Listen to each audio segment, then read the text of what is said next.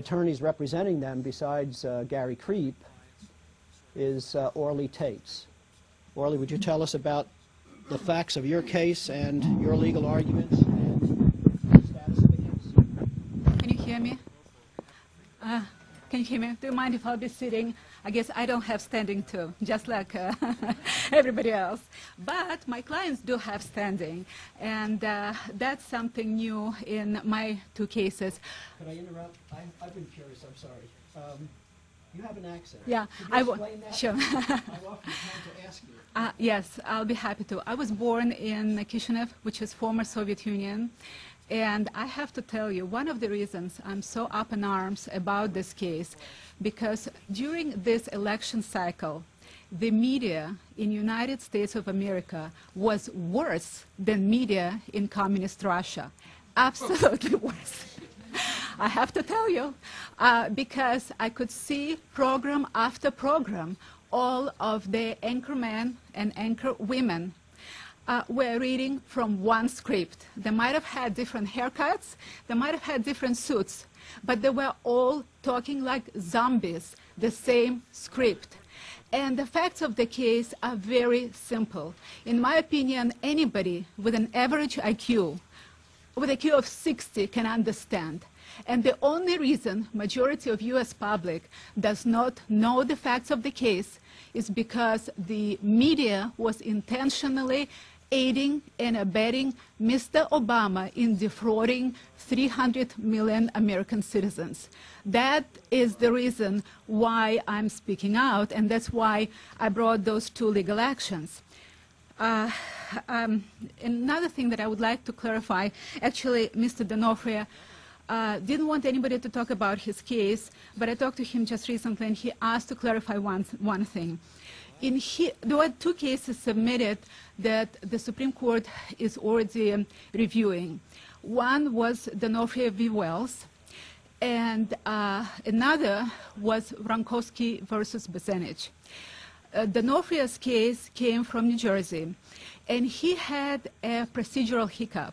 What happened in D'Onofrio's case is that the appellate court judge wanted a motion for leave to amend to include stay.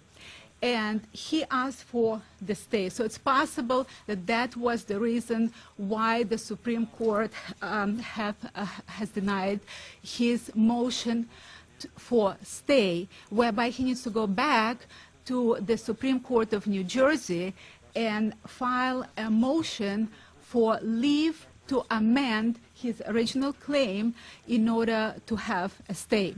And that's what he wanted me to clarify with you. Another issue that he wanted to clarify is that he de facto brought two cases, and he worked very hard with Mr. Wratnowski, and his case is much stronger. It is currently in front of the Supreme Court. It was not denied. It's active, it's pending, and hopefully Supreme Court will hear his case. And I wanted to clarify, my case was not dismissed yet, and God willing would not be dismissed.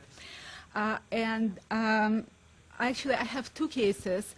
I also wanted to clarify, I'm not part of American U.S. Justice Foundation. Mr. Creep is a U.S. Justice Foundation. We have separate offices who work separately, but we are just cooperating on one of the cases, and that's Keys versus Bowen. And the other case, Lightfoot versus Bowen, I'm the only attorney on the case. And what is special about those cases is that we have plaintiffs. Until now, we had only attorneys filing lawsuits. And what the media, mainstream media, was doing, instead of actually explaining the facts, they were attacking the attorneys. And they were saying, well, this is just a couple of crazy attorneys bringing cases, which I think was nauseating to see. Well, here in Keys v. Bowen, I have Ambassador Keys, who was a U.S. ambassador to the United Nations Economic Committee, and he was Assistant Secretary of State of the United States. Mr. Drake, Wiley Drake, is a vice presidential candidate on the ballot, and Markham Robinson, who is an elector and who is a chair of American Independent Party of California and a vice chair of America's Independent Party out of Michigan. So if any of you in mainstream media thinks that these people don't have standing, then God wouldn't have standing. So those people clearly have standing. And the other case, actually, I have one of the plaintiffs who made a trip from California. The second case, Lightfoot v. Bowen. The first plaintiff is Gail Lightfoot, who was a vice presidential candidate on the ballot for Ron Paul. Mr. Neil Turner, if you can please stand up. And I questioned Orly also. I said, you're from Russia. I said, you can't be president. He said, no, but my children can. Well, I have been harmed by this.